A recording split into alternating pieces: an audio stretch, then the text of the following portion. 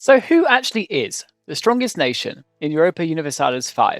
The world of 1337 is very different to the world of 1444, so certain countries' stranglehold over our games have been eliminated, and whilst the PTSD remains, EU5 allows new countries to take that mantle and cement themselves rent-free in our heads. No, God! No, God, please, no! No! No! No! And just before we crack on with the video, if you wouldn't mind subscribing and leaving a little free Christmas present, it would be most appreciated. We're trying to get 3k before Christmas, so if you can help on this journey, there'll be a hot cup of tea at mine waiting for you on Christmas Day. So I think we should start by dissecting what actually makes a country strong. Is it the amount of population they've got? Is it the generic and sometimes overpowered goods they start with? Really strong situations and missions that allow them to get railroaded into oblivion? Really strong unique technologies that propel them to new heights? Or perhaps, just maybe, Paradox might be a bit biased in one specific case. Ladies and gentlemen, we got him. Albeit I guess, there is another type of bias that is much, much worse. As anyone who dares say that Southampton isn't the biggest team in the world, I'm coming for you. So I think before we fully become a football channel, let's crack on with the video. And the obvious example, and potentially the most hated country in EU5, is France. And why is this? Well, they start with a hell of a lot of money, one of the largest populations in Europe, that isn't even counted for in just their population total, as they start with about 25 different vassals around their country, all having their own manpower pools, their own economies, building up their own land, and providing a hell of a lot of control for their own provinces. Paris starts at the heart of a large river network that allows you to emanate your proximity across pretty much all of northern France, because you're going both upstream and downstream.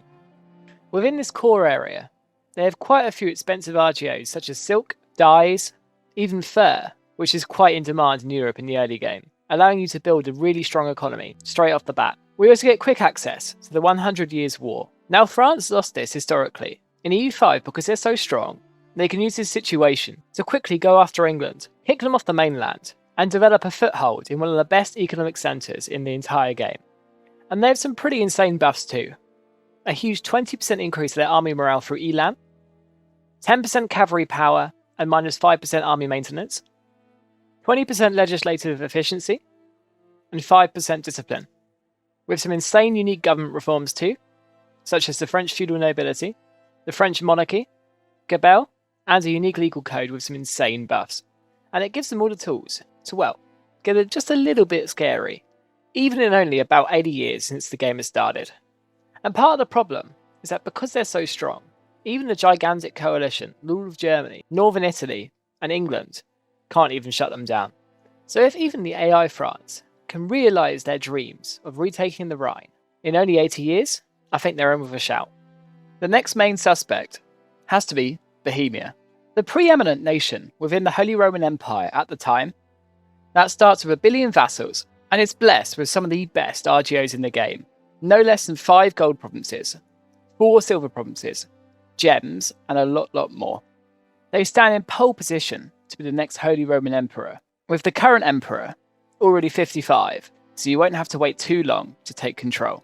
And once they do get elected as Emperor, they get access to some insane mechanics, being able to end any internal wars between people in your empire, demanding unlawful territory, making it so it can return to its former owner. If not, you get an insane status belly on them, one of the best in the game, reducing the conquer and subjugation cost by 25%, being able to call HRE countries into your wars, and gaining access to the Imperial Ban CB on people holding HRE territory that aren't in the Empire yet, like France for instance. But obviously, what's stronger than this is the ability to unite it down the line, and that's what makes the HRE so strong, especially if you're in control of it. Bohemia starts with a decent amount of population, especially when you consider the amount of vassals that they start the game with. They also start with an absolute god heir that you can get on your throne pretty quickly, with 93 admin, 91 diplo, and 83 military score.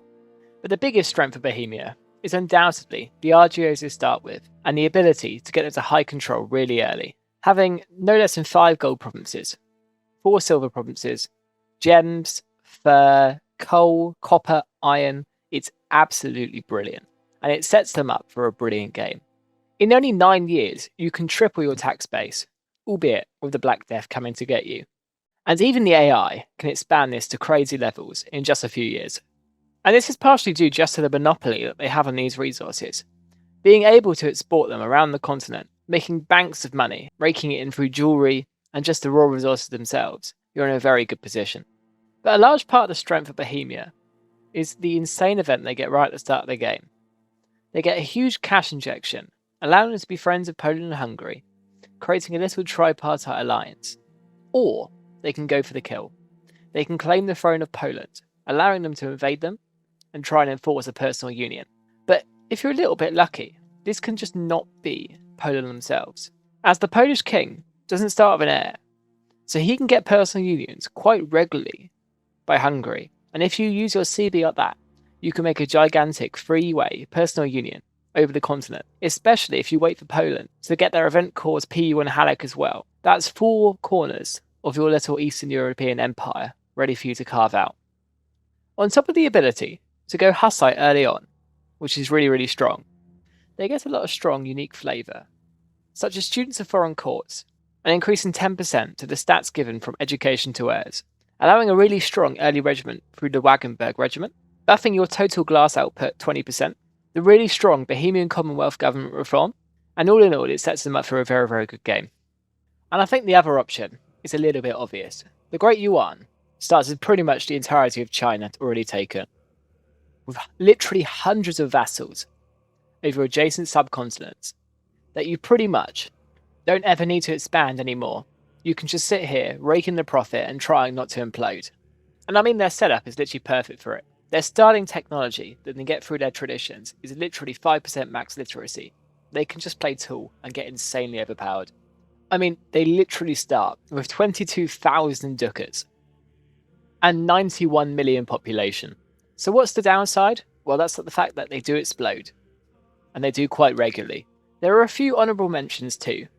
1 being the Knights, please ban the Knights, and 2 being Egypt. They both can get regular troops before armories, which is insanely overpowered.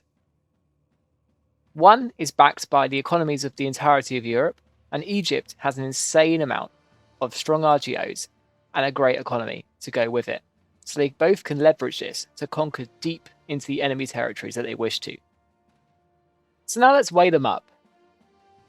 Unless you have any other ideas, and if you do, let me know in the comments. But for me, it's between France, Bohemia, and Qing. France is a big population, it's the strongest in Europe, it's got decent RGOs, and strong army quality. Bohemia has a decent population, it's the H3 Emperor in waiting, it's got insane RGOs, and it has the ability to get some early personal unions. Whereas China has a humongous population, an insane economy, but it does explode, and it's really hard to stop that. So which do you choose? Who's your strongest country in EU5? And for me, it absolutely has to be Bohemia. The insane RGOs, the early PUs, and the H3 dominance. They are insane, and you should try them out.